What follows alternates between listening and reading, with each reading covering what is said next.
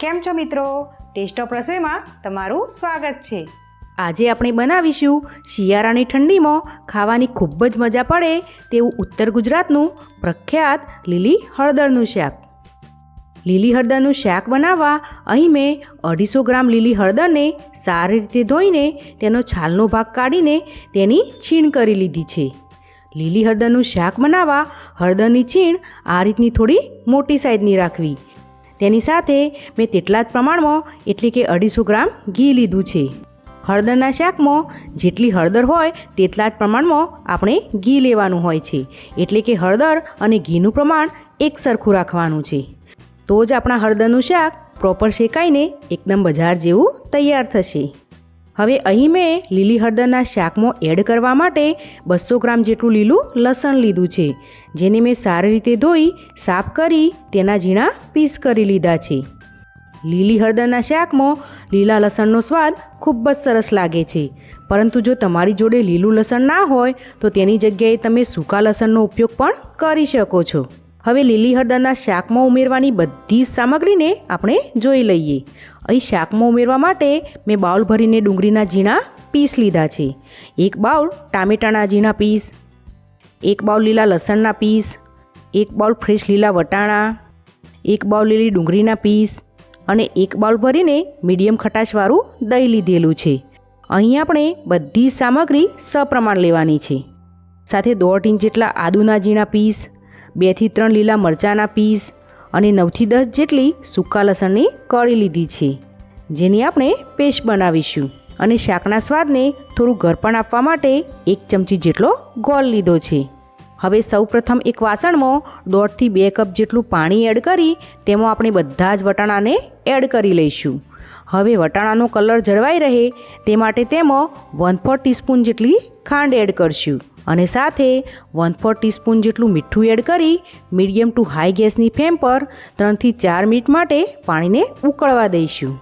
તમે જોઈ શકો છો કે આપણા બધા જ વટાણા હાલ તળિયે બેસેલા છે, પરંતુ જેમ જેમ તે કૂક થશે તેમ તેમ તે તળિયેથી પાણીના ઉપરના ભાગે આવી જશે। હવે જ્યાં સુધીમાં આપણા વટાણા કૂક થાય છે ત્યાં સુધીમાં આપણે શાકમાં એડ કરવાની પેસ્ટ બનાવી લઈએ। તે માટે મિક્સર જારની અંદર લીલા મરચાંના પીસ, લસણની કળીઓ અને આદુના પીસને એડ કરી તેની પેસ્ટ બનાવી લઈશું। તમે જોઈ શકો છો કે આપણી પેસ્ટ પીસાઈને એકદમ તૈયાર થઈ ગઈ છે। તો હવે આ પેસ્ટને આપણે એક બાઉલમાં કાઢી લઈએ। આજની રેસીપી બનાવવાનું ચાલુ કરીએ તે પહેલાં તમને એક રિક્વેસ્ટ છે કે જો તમને મારી રેસીપી પસંદ આવતી હોય તો મારી ચેનલને લાઈક કરજો, સબસ્ક્રાઈબ કરજો અને તમારા ફ્રેન્ડ અને ફેમિલીમાં વધુને વધુ શેર કરજો। અને તમને મારી રેસીપી કેવી લાગે છે તે મને કમેન્ટ કરીને જરૂરથી જણાવજો। લગભગ 3 થી 4 મિનિટ જેવું થઈ ગયું છે ને આપણા બધા જ વટાણા પાણીમાં ઉપરની સપાટીએ આવી ગયા છે। તો હવે આપણે વટાણાને વધુ કૂક નથી કરવાના। તો હવે ગેસની ફ્લેમ બંધ કરી આ બધા જ વટાણાને આપણે એક બાઉલમાં કાઢી લઈશું। તમે જોઈ શકો છો કે વટાણાને બાફતી વખતે આપણે ખાંડ એડ કરેલી હોવાથી વટાણાનો કલર એકદમ સરસ ગ્રીન જળવાઈ રહ્યો છે। હવે હળદરનું શાક બનાવવા આપણે લીધેલું બધું જ ઘી એક કડાઈમાં એડ કરી દઈશું।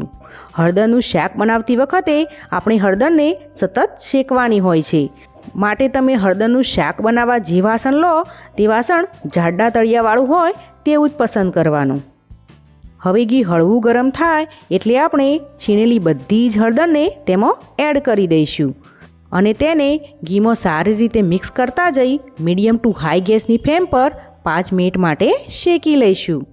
હળદરને આ રીતે શેકવાથી તેમાં રહેલો તુરો સ્વાદ જતો રહે છે અને શાક એકદમ ટેસ્ટી બને છે।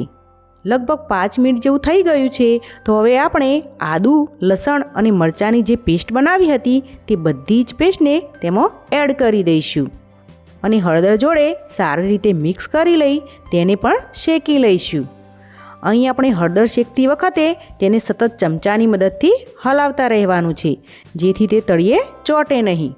મેં અહીં હળદર અને ઘીનું પ્રમાણ એક સરખું રાખ્યું છે, પરંતુ તમે ઓછું ઘી ખાતા હોવ તો ઘીનું પ્રમાણ ઘટાડી શકો છો, પરંતુ જ્યાં જરૂર જણાય ત્યાં થોડું થોડું ઘી એડ કરતા રહેજો, જેથી શાક બરોબર શેકાઈ શકે। 3 મિનિટ જેવું થઈ ગયું છે. તો હવે તેમાં આપણે એક બાઉલ ભરીને ઝીણી સમારેલી ડુંગળી એડ કરશું. અહીં તમે ડુંગળીના પીસની જગ્યાએ ડુંગળીની પેસ્ટ પણ એડ કરી શકો છો. હવે આ ડુંગળીને હળદર જોડે મિક્સ કરી તેને પણ આપણે મીડિયમ ગેસની ફ્લેમ પર શેકી લઈશું. ડુંગળી એકદમ સારી રીતે શેકાઈ જાય તે વાતનું અહીં ખાસ ધ્યાન રાખવું, નહીં તો તેનો કાચો સ્વાદ શાકમાં બિલકુલ સારો નહીં લાગે. આપણી ડુંગળીનો કલર બદલાઈને તે ટ્રાન્સપરન્ટ બની જાય ત્યાં સુધી આપણે તેને શેકી લેવાની છે. લગભગ 5 થી 7 મિનિટમાં જ આપણી ડુંગળી શેકાઈને તેનો કલર બદલાઈ ગયો છે અને તે ટ્રાન્સપરન્ટ બની ગઈ છે. તો હવે આપણે તેમાં એક બાઉલ ભરીને ઝીણું સમારેલું લીલું લસણ એડ કરી લઈશું. જો તમારી જોડે લીલું લસણ ના હોય તો તમે તેની જગ્યાએ સૂકા લસણનો પણ ઉપયોગ કરી શકો છો, પરંતુ લીલા લસણ વગર હળદરનું શાક તો અધૂરું જ કહેવાય. તો શક્ય હોય ત્યાં સુધી અહીં લીલા લસણનો જ ઉપયોગ કરવાનો. વળી શિયાળાની ઋતુમાં તમને લીલું લસણ એકદમ આસાનીથી મળી રહેશે. તમને જો લસણનો ટેસ્ટ વધુ પસંદ હોય તો તમે 250 ગ્રામ હળદર સાથે 250 ગ્રામ જેટલું લીલું લસણ પણ એડ કરી શકો છો. અહીં મેં સૂકા લસણની પેસ્ટ એડ કરેલી હોવાથી લીલું લસણ મેં 150 થી 200 ગ્રામ વચ્ચે જ લીધેલું છે. હવે આ બધા જ લસણને સારી રીતે શેકી લઈશું. હળદરનું શાક બનાવતી વખતે મીડિયમ ગેસની ફ્લેમ પર બધી જ વસ્તુને સારી રીતે શેકવું ખૂબ જ જરૂરી છે, જેથી આ શાક બનાવવામાં સમય પણ ઘણો લાગતો હોય છે. લસણ શેકાતા 8 થી 10 મિનિટ જેવું થઈ ગયું છે. તો હવે તેમાં આપણે એક બાઉલ ભરીને ઝીણી સમારેલી લીલી ડુંગળી એડ કરશું. લીલી ડુંગળી એડ કરવી ટોટલી ઓપ્શનલ છે, પરંતુ શિયાળાની સિઝનમાં લીલી ડુંગળી આસાનીથી મળી રહે છે અને તે એડ કરવાથી શાકનો ટેસ્ટ ખૂબ જ સરસ આવે છે, જેથી મેં તેને એડ કરી છે. તમે તેને સ્કીપ પણ કરી શકો છો.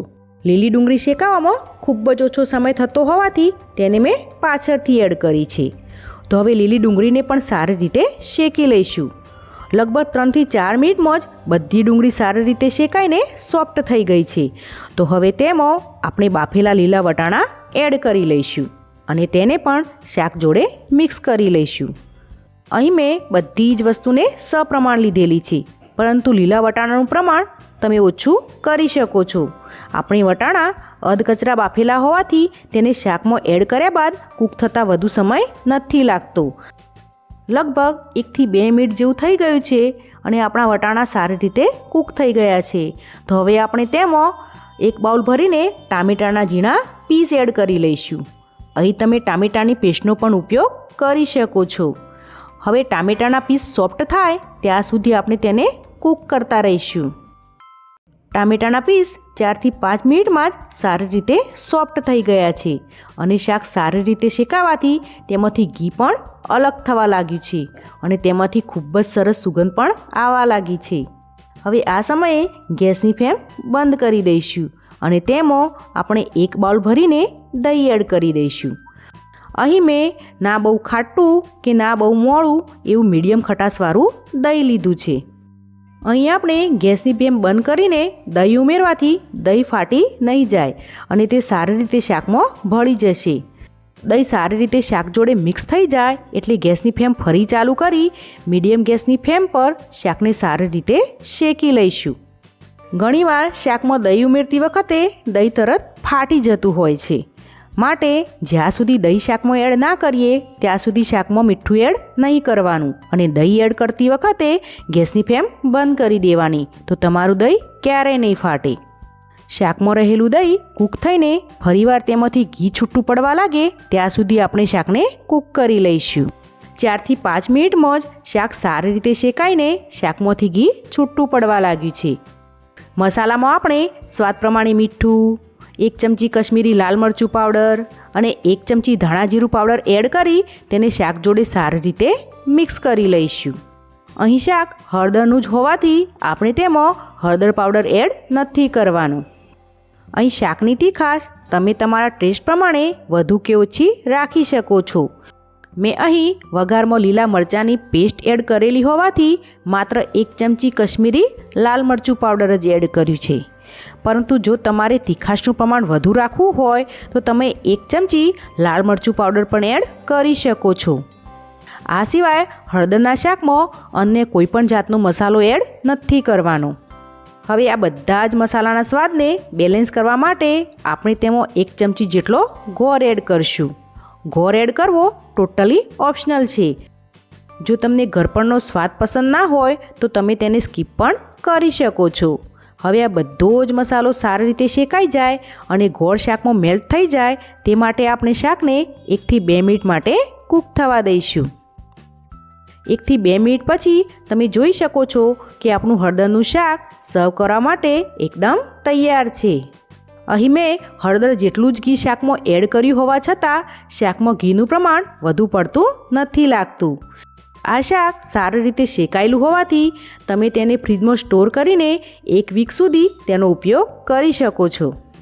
તો હવે આ તૈયાર થયેલા શાકને આપણે સર્વ કરી લઈએ. તમે બાજરીનો રોટલો, ભાખરી કે પરોઠા જોડે પણ તેને સર્વ કરી શકો છો. હવે તેને થોડા લીલા લસણના પીસ વડે ગાર્નિશ કરી લઈએ. મોટાભાગે ઉત્તર ગુજરાતમાં શિયાળાની ઋતુમાં વાડીએ પ્રોગ્રામ રાખીને આ શાક બનાવવામાં આવતું હોય છે. પરંતુ તમે આ શિયાળામાં એકવાર ઘરે આ શાકને ચોક્કસથી બનાવી જોજો. અને તમને આ શાક કેવું લાગ્યું તે મને કમેન્ટ કરીને જરૂરથી જણાવજો. તો રોગપ્રતિકારક શક્તિમાં વધારો કરે તેવું અને ઘરમાં નાના મોટા સૌને ભાવે તેવું લીલી હળદરનું શાક તૈયાર છે. જો તમને આજની મારી રેસીપી ગમી હોય તો મારી ચેનલને લાઈક અને સબસ્ક્રાઈબ કરજો અને બેલ આઇકનને દબાવવાનું ભૂલતા નહીં.